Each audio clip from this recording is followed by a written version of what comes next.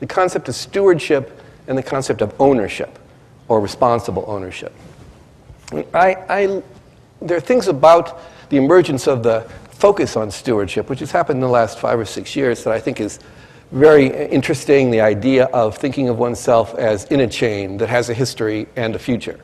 And all of that, I think, is a helpful perspective. But I think in some ways, in my part of the field, which is really on the family process of governance and continuity, sometimes we take that too far.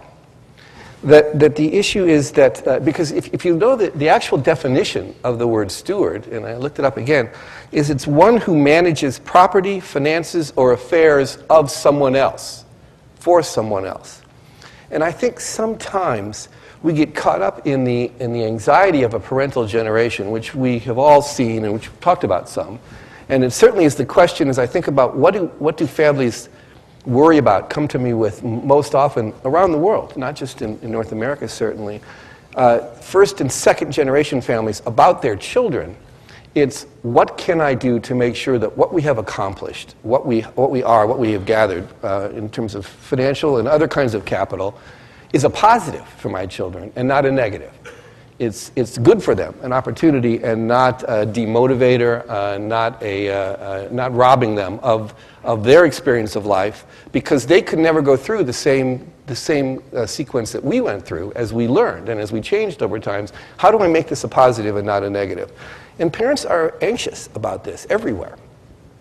My dilemma is that sometimes we have reacted to that anxiety a little bit by taking away the concept of ownership from the next generations, and sometimes, and being concerned about the misuse and the negative aspects of inherited wealth and so forth, and at that creating, I think, what I see quite often now is a generation who are quite afraid of their wealth, have concerns about risk, many concerns about risk, don't want to, are reluctant to take on the responsibility of being up front, of growing, of leading in their generation, and are paralyzed to some extent by the concerns of losing as opposed to the opportunity for building, for gaining, for reinventing, for doing it again in a different way, in their own way, and so forth. And I came to the conclusion that I thought that it's important to make the distinction between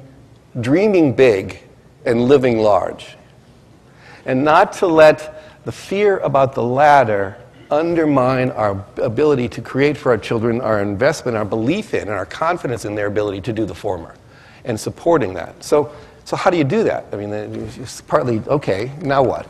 And I love all the ideas about education, because I think that's the central way you do that. To not just provide the opportunity, but to say for parents in general, and I also love the concept of parenting. I think good parenting is something that we all talk about, and then the parents say, well, okay, how do I do, I mean, I want to, how do I do that?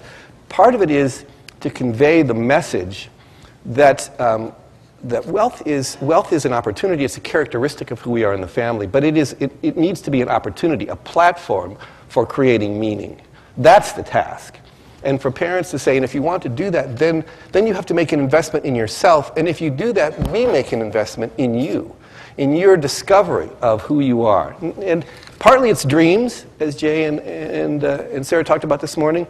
I think it starts there. It goes also beyond dreams to a sense of authenticity, a sense of self-knowledge, a sense of skills. What am I good at? How do I get better at it? What education or experiences do I need to have that make me, in fact, feel the self-confidence of competence? That's where leadership comes from.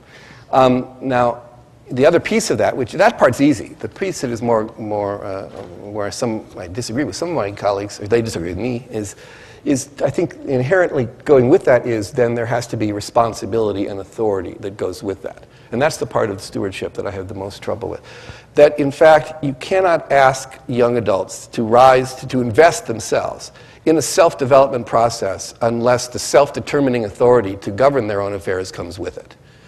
And if we tie their hands too much out of a fear of them not fulfilling their responsibility to future generations, they will never grasp the risk, the enthusiasm, the opportunity for their obligations to their own generation, to themselves. And that's, I think, the best way they serve and prepare for their children, is to be everything that they can be as well.